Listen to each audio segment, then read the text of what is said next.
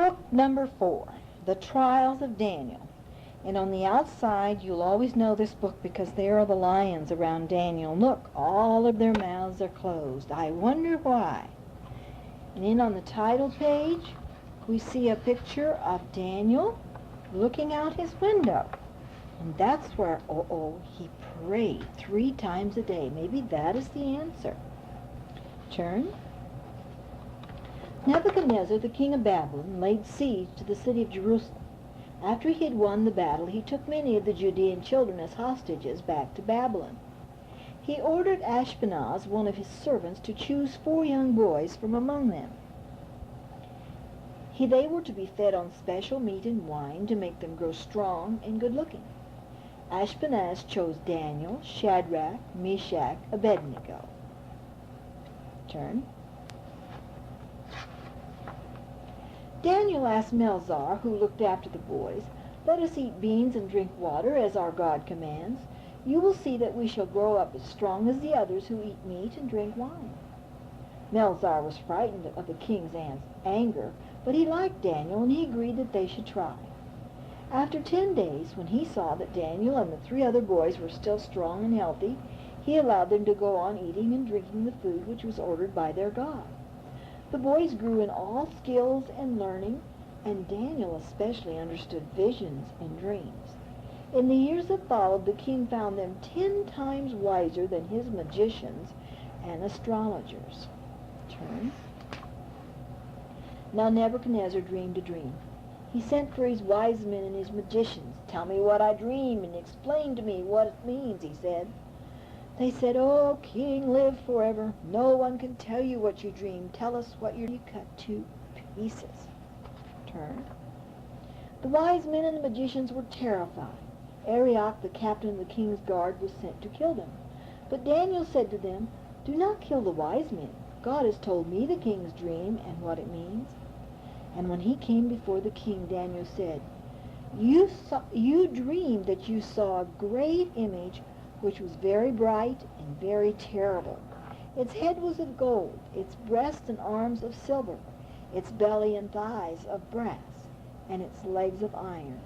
Its feet were part iron and part clay. Not very pretty sight, is it? Turn. A stone burst out of a mountain. It hit the image, which broke into pieces and became dust. The wind carried the dust away. This means that there will be 4 kingdoms after yours. Your kingdom is the first and is like the head of gold. The last will be like the feet of iron and clay, partly strong, partly weak, and will break. Then God will found another kingdom, which will never be destroyed. Nebuchadnezzar said, "Daniel's God is God of gods. He made Daniel a great man and a ruler in Babylon." Turn.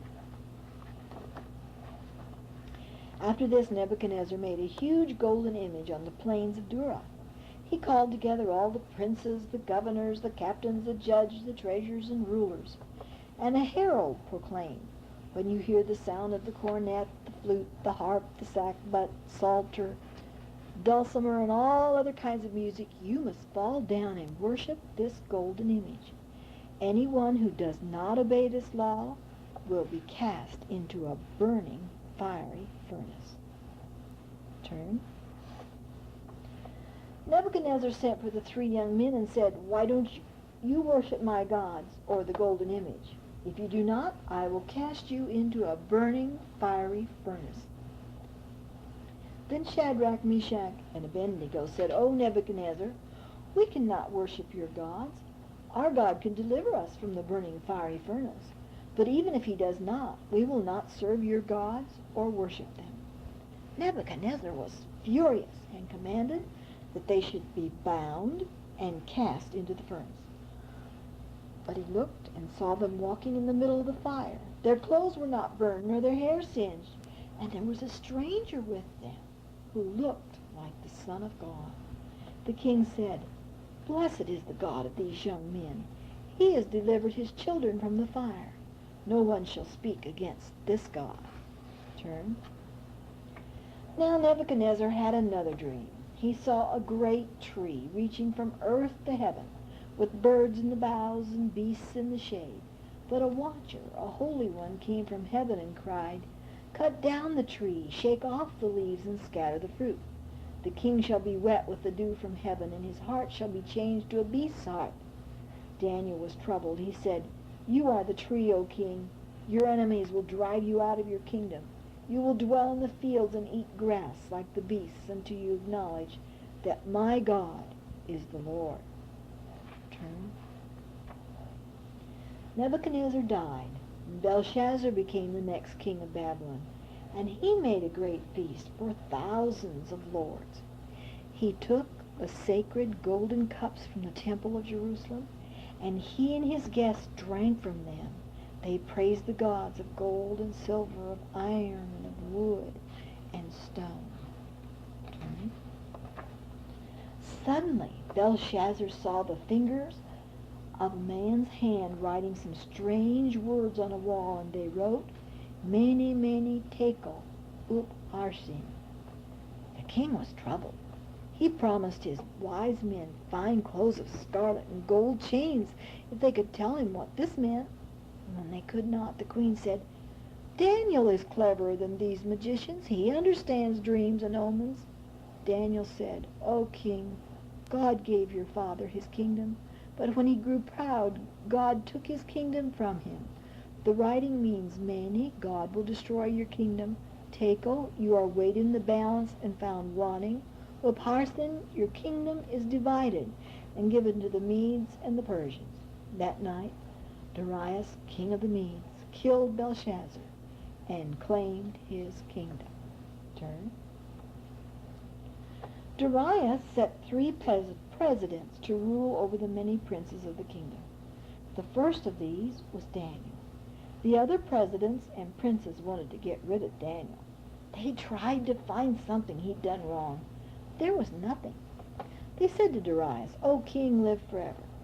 Make a law that no one is allowed to pray to a god or to ask for a favor from anyone except from you.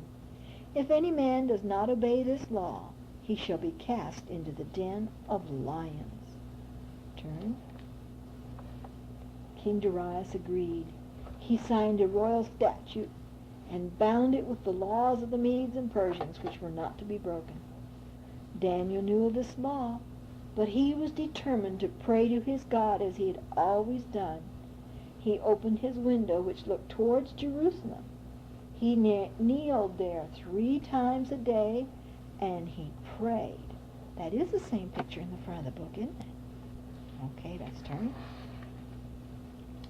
The presidents and princes saw Daniel praying at his window, and they told the king, "You must keep your word," they said, "and cast Daniel into the den of lions." Darius was miserable. He loved Daniel, and he did not want to hurt him, but he could not go against the law of the Medes and the Persians. He told his guards to cast Daniel into the den of lions. Darius himself sealed the stone guarding the entrance to the den with his own seal.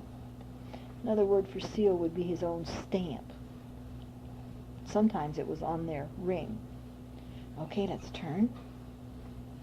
Early the next morning, the king went to the den of lions, and he called out in a sad voice, "O Daniel, servant of the living God, has your God saved you from the lions?"